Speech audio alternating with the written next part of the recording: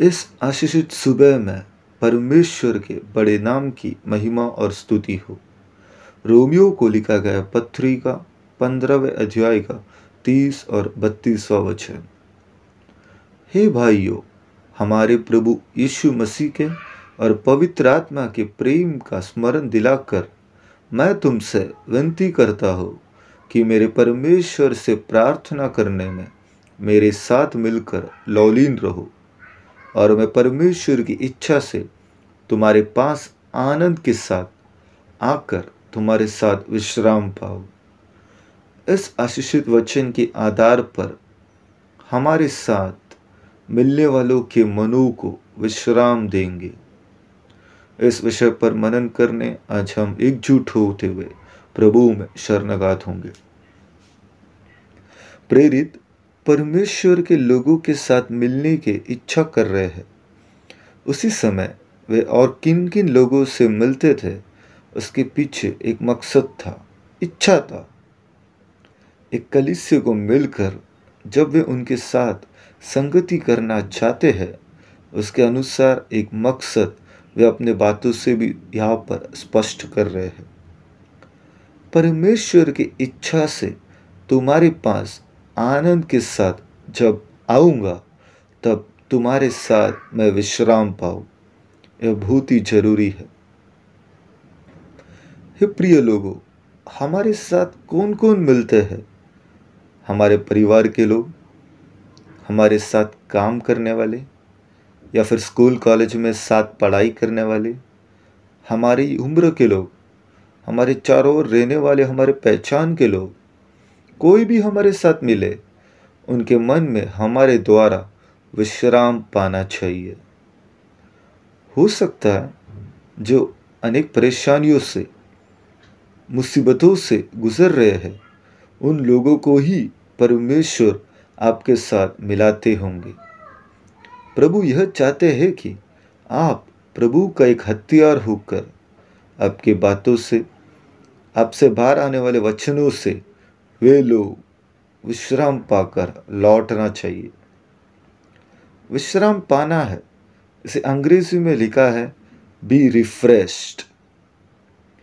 जो लैपटॉप आदि सब यूज़ करते हैं वो उचित समय में उसे रिफ्रेश भी करते हैं। हमें भी उसी तरह रिफ्रेश होना बहुत ही आवश्यक है। इसलिए हे प्रिय लोगों, जो हमारे साथ मिलते हैं, जुड़ते हैं, उनका मन भी रिफ्रेश होकर जाना चाहिए। कारण आप भी जिंदगी में कई चुनौतियों का सामना करते होंगे। आज इस दिन में प्रार्थना कीजिए, जब आप दूसरे लोगों के साथ मिलोगे, उनके वचन आपके मन को विश्राम दे। हमारे मन में अशांति लाने वाले से दूर करने के लिए हम प्रार्थना करेंगे।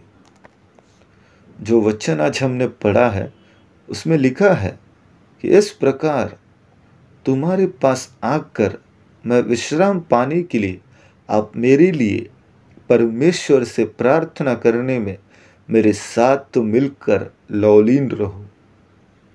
ध्यान दीजिएगा, आपके मनों में विभिन्न चिंताएं और सोच डालकर आपका शांति नष्ट करना ही है शैतान का बड़ा योजना।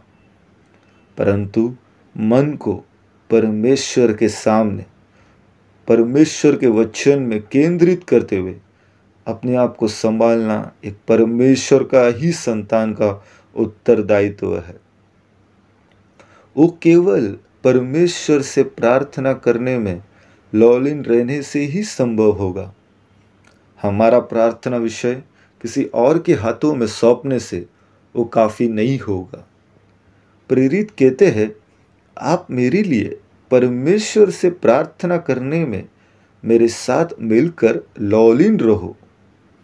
इसलिए हे प्रिय लोगों, हमारा मन और हृदय परमेश्वर के सामने एकाग्रित होने के लिए, एक रिफ्रेशिंग अनुभव होने के लिए, नएपन के साथ आगे बढ़ने के लिए हम एकजुट होते हुए प्रार्थना में लौलीन रहेंगे।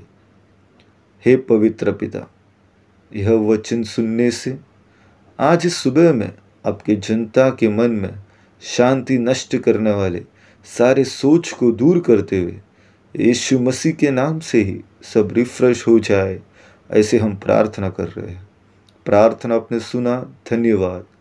प्रभु यीशु मसीह के नाम से ही, आमीन। सबको एक धन्य दिन की शुभकामनाएं।